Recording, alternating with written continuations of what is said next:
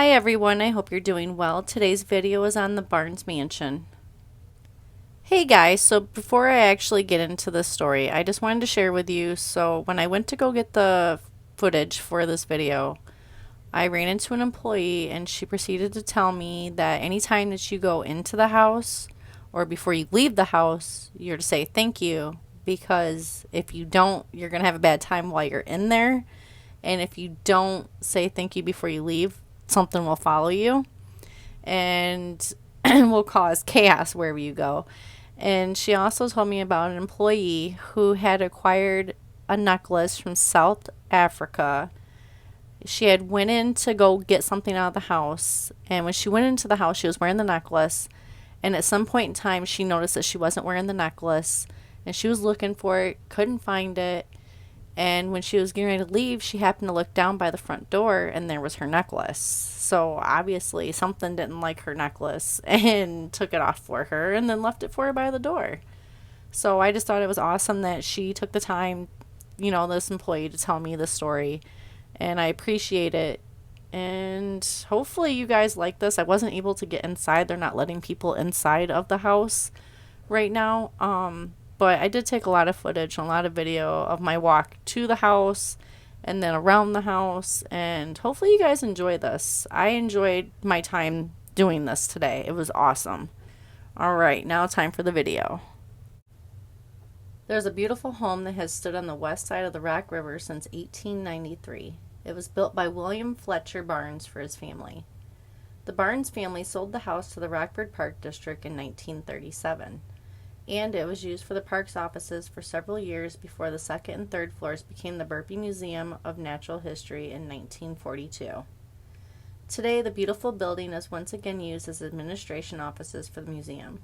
The museum was thrilled when it acquired the building, but it had no idea what else it got in the bargain. According to the staff, some of the former inhabitants of the building are still occupying the home they loved.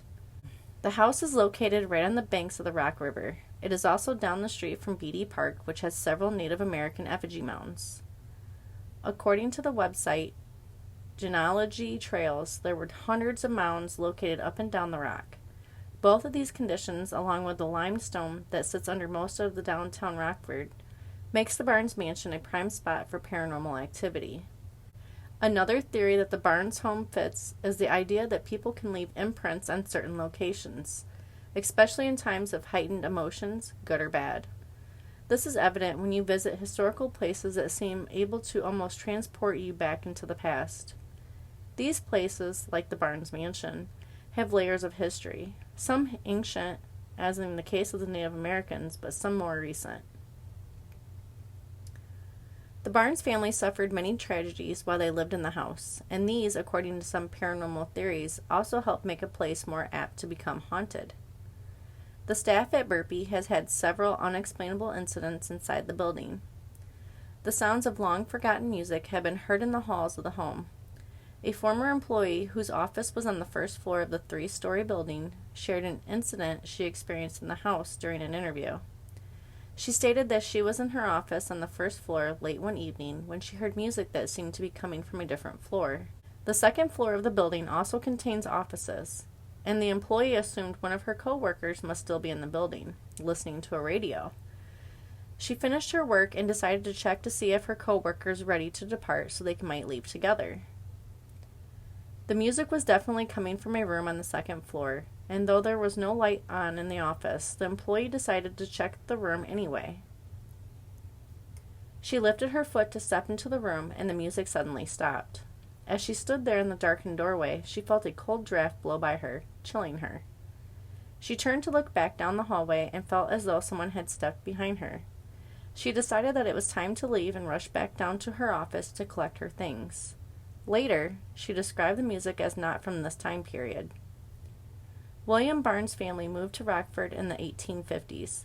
William, along with several brothers, created a business to manufacture woodworking machines. They were very successful and sold their products not only in Rockford but worldwide. The business proved to be so lucrative that even during the Panic of 1893, it continued to expand when many others were forced to close down. When time came to build his growing family at home, William decided to build a showplace that he and his wife, Julia, could be proud to call their own. Since their business was building woodworking machines, he decided to fill it with beautiful woodwork. William was a good businessman, and he hired many of the recently unemployed carpenters to complete the unique woodwork pieces he planned for his home. The large house has 15 rooms, a turret, and hand-carved cherry paneling in the foyer, reception area, and first-floor hallway. The house was considered one of the finest houses in Rockford, and many thought that the Barnes family seemed to lead golden lives. Unfortunately, that all would change. William and his wife Julia had 4 children during their marriage, 2 daughters, Catherine and Amy, who were said to be as beautiful as their mother, and 2 sons, Joseph and William Fletcher Jr., called WF by his family. Joseph took after his father and would follow in his footsteps. WF took a different route in life and became passionate about automobiles when they arrived on the scene. He ordered one of the first cars ever delivered to Rockford. WF went against William's wishes and faced being disinherited when he decided to become a race car driver. William eventually forgave his son and helped him finance one of the first car dealerships in Rockford. William and Julia loved all of their children, but William had a special bond with his son Joseph. Joseph left Rockford after high school to continue his education in engineering at Cornell College in Iowa. After his education, Joseph returned to Rockford to work next to his father and uncles in the drafting department of the business. He was such a hard-working young man that he quickly rose to vice president of the company. Joseph was respected by all who knew him. In 1902, Joseph married Adeline Stewart, and the couple later had 2 children. By all accounts, the future could not have been brighter for the Barnes family. All that would quickly end, however. In 1905, tragedy struck the family when Joseph died unexpectedly from typhoid. Joseph's funeral was held in the home on North Main Street. It is this tragedy that started a downward spiral for the family. It is also this event that might have caused some of the paranormal incidents later reported by staff. It was customary at the time of Joseph's death for the funeral to be held in the family home. Joseph's body was placed in a room in the basement in preparation for the service. The basement area of the house is the focus of many claims of paranormal incidents. Staff and visitors have experienced the feeling of being watched all throughout this floor. They have also reported being overwhelmed by a sense of anxiety or sadness. By all accounts, Joseph's death devastated the entire Barnes family. William was especially affected by the death and seemed to lose interest in the business. He soon sold his portion of the family business to H.L. Pratt. Psychics Paul Smith and Sarah Boker also state that there may be another reason why the Barnes house carries such a bad vibration in this area.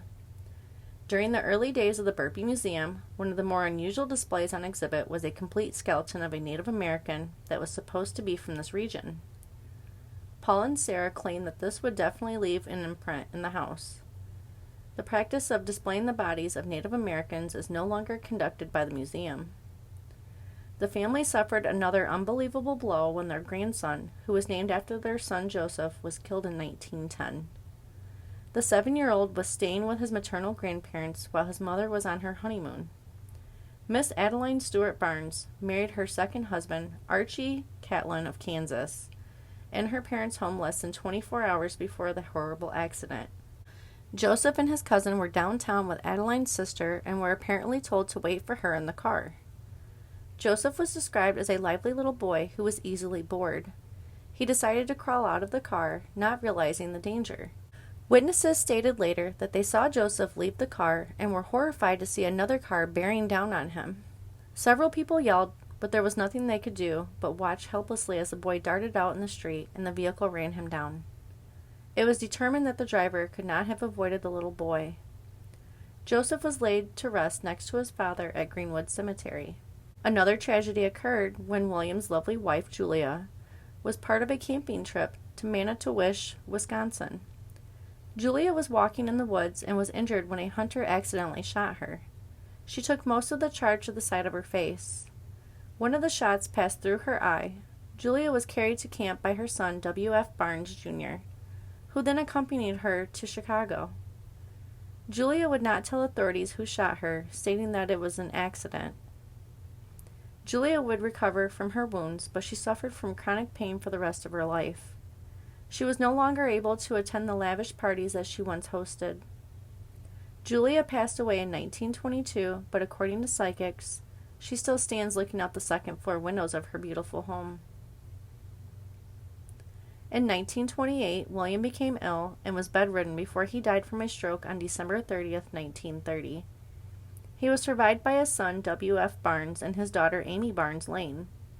Amy would decide to sell the house to the Rockford Park District in 1937. Haunted Rockford was hosting a tour through the building, and paranormal investigator Dale Kazmarek attended. He was using a device called an obulus. In simplified terms, an obulus is a machine used by ghost hunters that allegedly modulates changes in the environment and converts them into speech. This allows the spirits to communicate directly with the investigator. Shortly after turning on the device in the basement, the words, "It hurts, you asshole," came through quite clearly. Other staff members tell of the times when they have closed up the building and shut off all the lights before setting the alarm. They walk out to the parking lot only to realize that all of the lights have been turned on again, though no one was left in the building. At first, the staff would go back in and shut off the lights, but they would be back on by the time they reached their cars. Now they simply leave them on. Haunted Rockford also hosted a paranormal investigation for the public in the mansion. While the investigation team was on a preliminary tour to decide where equipment should be placed, several of the female members felt as if someone was touching their hair. The team leader, also a woman, heard someone sigh in her ear. She felt as well as heard this. There is a large closet on the second floor, and people have claimed to feel fear and anxiety by the door. According to psychics, this feeling is caused by a man that was once employed by the Barnes family.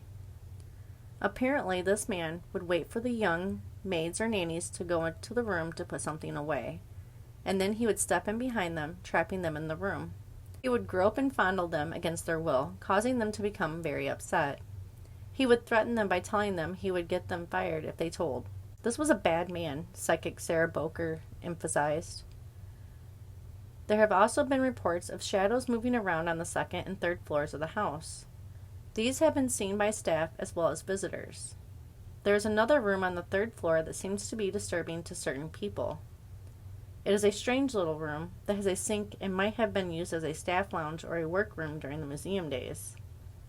Several people that entered that room on the night of the investigation felt a sense of vertigo by stepping across the threshold. They complained of being dizzy, short of breath, and very anxious.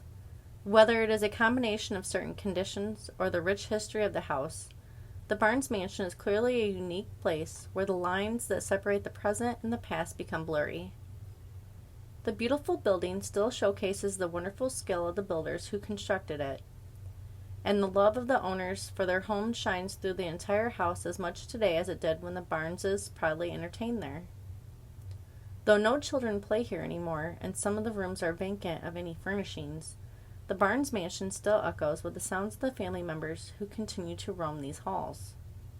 Thank you for watching today's video. If you liked the video, please give me a thumbs up, and if you would like to see more videos like this, please subscribe. What paranormal or crime-related mystery would you like to see next? I hope you all have a great day.